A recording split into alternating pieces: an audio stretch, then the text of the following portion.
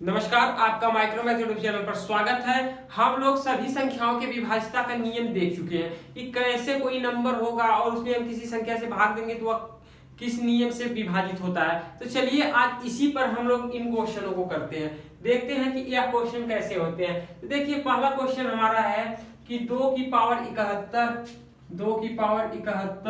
Plus 2 की power 72 plus 2 की power 73 plus 2 की पावर 74 और कह रहा है कि यह पूर्णता किससे विभाजित है और ऑप्शन में दे दिया है 9, 10, 11, 13। तो देखिए हम लोग क्या करते हैं, तो इस प्रकार के क्वेश्चन को हमें करने का तरीका होता है कि जो सबसे छोटी घात होती है उसमें से एक छोटा, मतलब जो घात है यहाँ पर 71 है, तो हम लोग क्या करते हैं 2 की पावर 70 कॉमन ले लेते हैं। तो आप जब यहाँ पे 2 की पावर 70 कॉमन लेंगे तो यह हो जाएगा 2 की पावर 1 प्लस 2 की पावर 2 प्लस 2 की पावर 3 प्लस 2 की पावर 4। अब इसको हल कर लेते हैं। जब हल करेंगे तो यहाँ पे हो जाएगा 2 की पावर 70 और यहाँ पर हो जाएगा 2 प्लस 4 प्लस 8 प्लस 16। और इन सभी को जोड़ लेते हैं। जब जोड़ेंगे तो क्या होगा 2 की पावर 70, यहाँ पे 6 और 6 8 6 14 14 और 16 हो जाएगा 30। क्या हो जाएगा 30। अब देखिए यह नंबर हमारा इन्हीं में से किसी संख्या से डिवाइड होगा। तो देखिए यहाँ पर ऑप्शन में क्या है 9, मतलब आप इसका फैक्टर करेंगे तो कहीं पे 9 मिलेगा तो कहेंगे कि यहाँ पे 9 नहीं मिल रहा। तो इससे हमें यह पता चला कि यह संख्या जो है 9 से डिवाइड नहीं होगी। और इसके बाद है 10, तो यहाँ पे आप इसका फैक्टर करेंगे तो हो जाएगा 3 गुने 10। तो आप यहाँ पे 10 पे ट्रिक लगा सकते हैं, मतलब अभी 10 से डिवाइड हो सकता है, लेकिन अभी हमारे पास 2 ऑप्शन और है, उनको भी हम लोग चेक कर लेते हैं। 11 मतलब कहीं भी इसके फैक्टर में 11 आ ही नहीं रहा है, तो मतलब 11 से नहीं डिवाइड होगा। 13 से भी डिवाइड नहीं होगा, तो यह नंबर हमारा किससे डिवाइड होगा 10 से डिवाइड होगा। तो यहाँ पे कुछ लोग कहेंगे कि यहाँ पर तो हम 2 की पावर 71 भी कॉमन ले सकते हैं। जब 2 की पावर 71 आप कॉमन लेंगे तो यह क्या बचेगा, तो हम लोग उसको लेकर के भी हल कर लेते हैं। देखिए जब यहाँ पे आप 2 की पावर 71 कॉमन ले लेंगे तो यह बच जाएगा, यहाँ पर बच जाएगा 1 प्लस 2 प्लस 2 की पावर 2 प्लस 2 की पावर 3। और हम लोग इसको हल कर लेते हैं। 2 की पावर 71 यहाँ पर हो जाएगा 2 1 3 प्लस 4 प्लस 8। अब इसको हम लोग जोड़ देते हैं। जब इनको जोड़ेंगे तो यह हो जाएगा 2 की पावर 71 गुणे 15। अब यहाँ पर देखिए यहाँ पर आ गया 15 और यहाँ पे ऑप्शन हम जब चेक करेंगे तो एक 9 है और यहाँ पर 10 है, फिर इसके बाद 11 है, 13 है। तो इसको हम लोग कैसे करेंगे, तो यहाँ पर क्या करते हैं इसका हम लोग फैक्टर कर लेते हैं। जब फैक्टर करेंगे तो 5 गुने 3 हो जाएगा। और इसमें क्या करते हैं, इसको हम क्या लिख सकते हैं 2 की पावर 70 गुने 2 की पावर 1 लिख सकते हैं, नहीं बिल्कुल लिख सकते हैं। तब यहाँ से अब हमें इतना काम एक्स्ट्रा करना पड़ जाएगा, तो हम लोग क्या करते हैं इसका गुना करेंगे तो क्या हो जाएगा 10 हो जाएगा। और यहाँ पर देख रहे हैं कि ऑप्शन में 10 है, तो हम लोग यहाँ से टिक लगा के आगे बढ़ जाएंगे।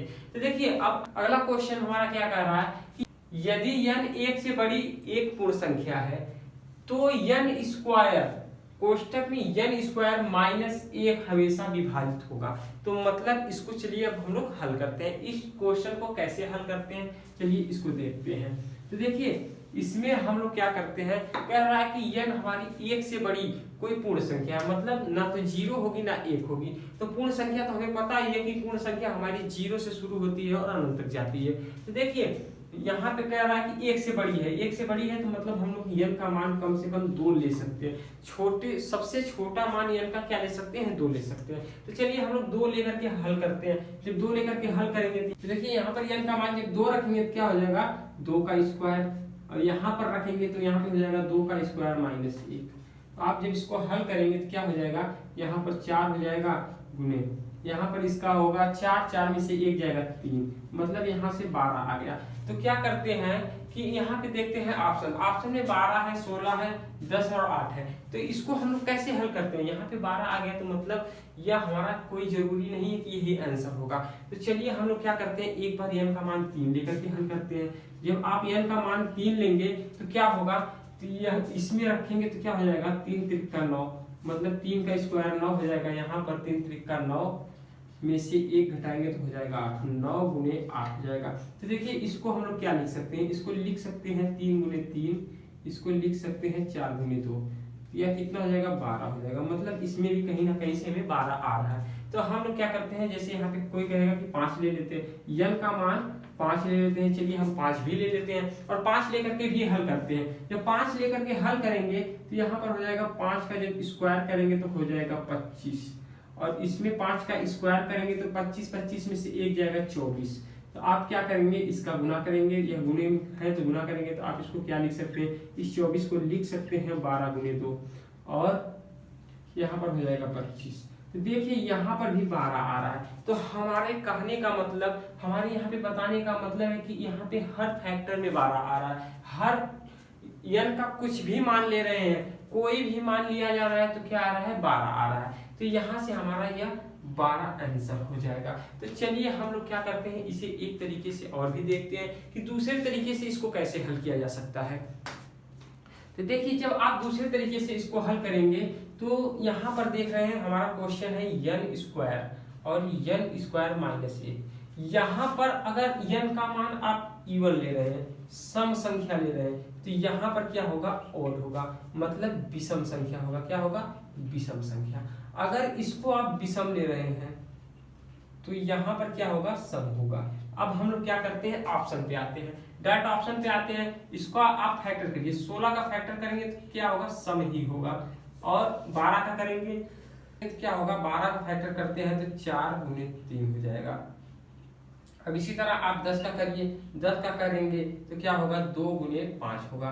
अब 8 का करेंगे तो 8 का करेंगे तो इसका भी सम होगा। मतलब आप देख रहे हैं कि यहाँ पर जो फैक्टर आ रहा है इसका क्या आ रहा है, एक इवन आ रहा है और एक ओड आ रहा है। तो यहाँ पे देख रहे हैं कि एक इवन आ रहा है, एक ओड आ रहा है, लेकिन से आप कहेंगे कि यहाँ पर भी तो एक इवन एक ओड आ रहा है। तो यहाँ पर जब आप यक्स का मान, n का मान 2 रखेंगे तो यहाँ पे देखेंगे कहीं पे 2 तो मतलब 2 तो आ रहा है, लेकिन 5 कहीं पे नहीं आ रहा है। इसमें देखिए 5 नहीं आ रहा है। जब 5 नहीं आ रहा है तो हम कहेंगे कि इसका एक फैक्टर इवन होगा, एक ओड होगा, लेकिन से यह फैक्टर क्या होगा, यहाँ पे हमारा आंसर क्या होगा, 12 ही होगा। आप कहेंगे कि 10 भी हो जाना चाहिए, मतलब इसमें भी तो ओड और इवन आ रहा है।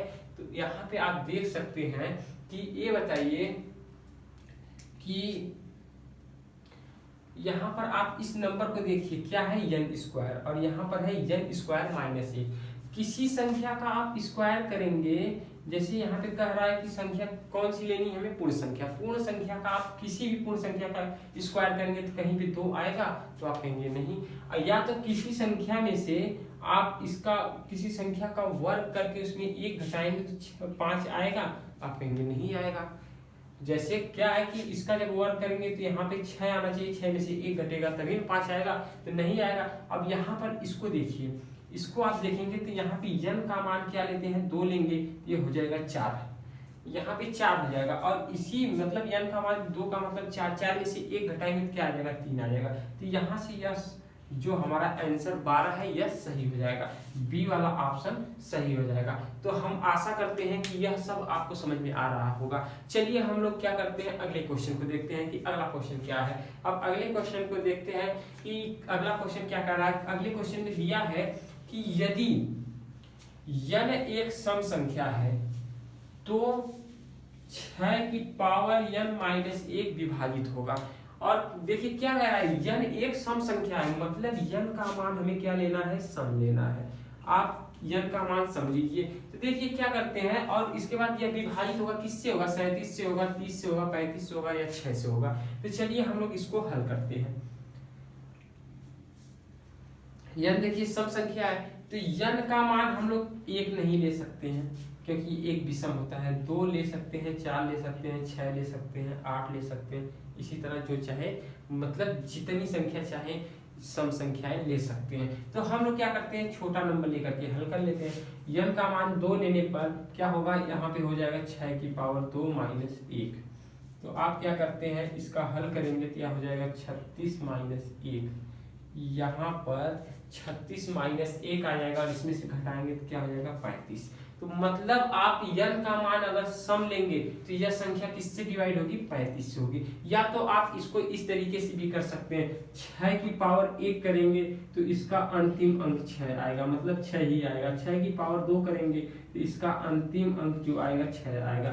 6 की पावर 3 करेंगे तो इसका अंतिम अंक जो आएगा 6 आएगा। 6 की पावर 4 करेंगे तो इसका अंतिम अंक 6 आएगा। 6 की पावर 5 करेंगे तो इसका अंतिम अंक 6 आएगा। 6 की पावर 6 करेंगे तो इसका अंतिम अंक क्या आएगा, 6 आएगा। तो देखिए यहाँ पर हमें कौन सा नंबर लेना है, सम लेना है। तो मतलब हम विषम नंबर को हटा लेते हैं, विषम संख्याओं को हटा लेते हैं। जब आप सम संख्या कर रहे हैं तो उसका अंतिम अंक क्या आ रहा है, 6 ही आ रहा है। अब इसी तरह जैसे 6 की पावर 8 ले लेंगे तो इसका अंतिम अंक क्या आएगा, 6 ही आएगा। इसी प्रकार हम लोग क्या करते हैं, 6 की पावर n ले लेते हैं। जब 6 की पावर n लिया जाएगा तो इसका अंतिम अंक क्या होगा, इसका अंतिम अंक 6 ही आएगा।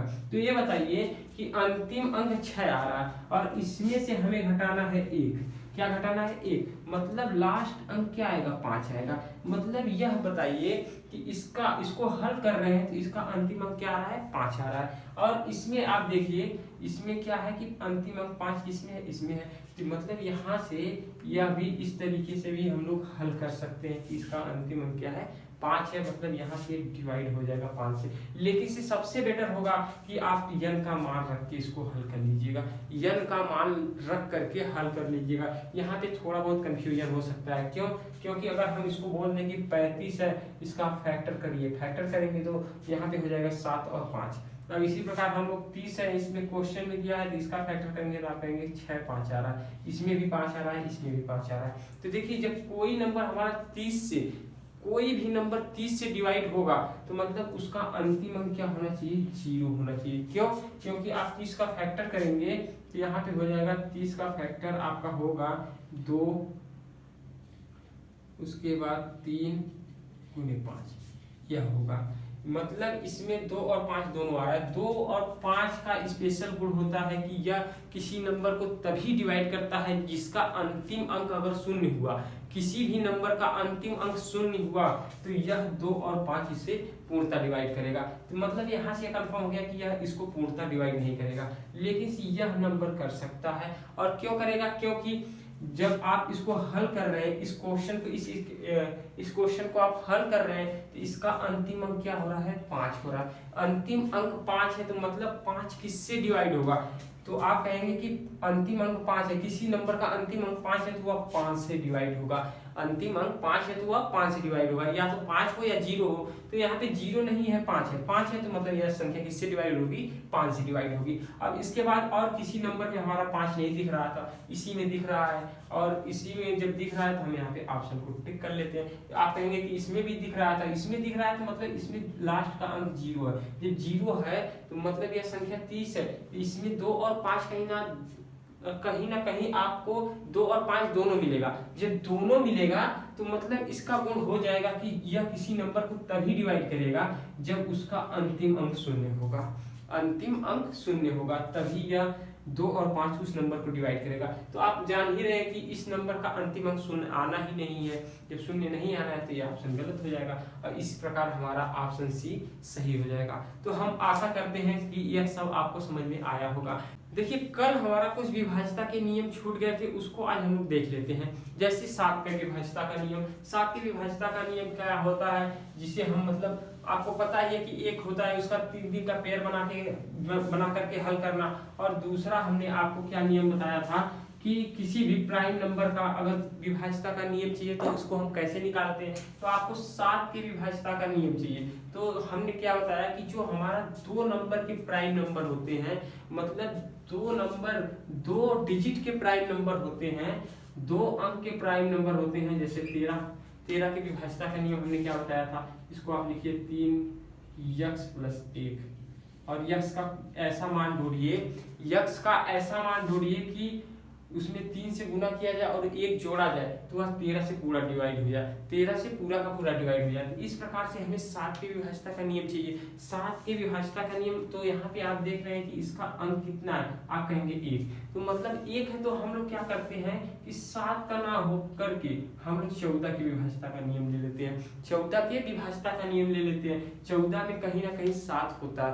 कोई भी संख्या जैसे कोई भी नंबर हो, अगर वो हमारा 14 से डिवाइड हो जाएगा तो हमारी संख्या जो है वह 7 से भी डिवाइड हो जाएगी। तो हम लोग क्या करते हैं, 14 की विभाज्यता का नियम बनाते हैं। जब 14 की विभाज्यता का नियम बनाएंगे तो यहाँ पे है लास्ट में 4, इसको लिख लेते हैं 4x, और इसमें क्या जोड़ लेते हैं, 1 जोड़ लेते हैं। तो हमें 14 की विभाज्यता का नियम नहीं चाहिए, हमें किसकी विभाज्यता का नियम चाहिए, 7 के। तो मतलब यक्स का कुछ ऐसा मान ढूंढिए, यक्स का क्या मान लिया जाए कि यह नंबर, यक्स का क्या मान लिया जाए कि उसमें 4 से गुना करें और उसमें 1 जोड़ें तो यह नंबर 7 से पूर्णतः डिवाइड हो जाए। तो आप कहेंगे कि हम लोग यक्स का मान 2 लेते हैं तो क्या हो जाएगा, आप कहेंगे कि 4 दूनी 8 और इसमें 1 जोड़ेंगे तो हो जाएगा 9, जो कि 7 से डिवाइड नहीं हो रहा। तो हम लोग क्या करते हैं, यक्स का मान ले लेते हैं -2। आप यक्स का मान -2 लेंगे तो क्या हो जाएगा, यहाँ पे हो जाएगा -8, उसमें +1 जोड़ेंगे तो क्या आ जाएगा, -7, और -7 हमारा 7 से पूर्णतः डिवाइड हो जाता है।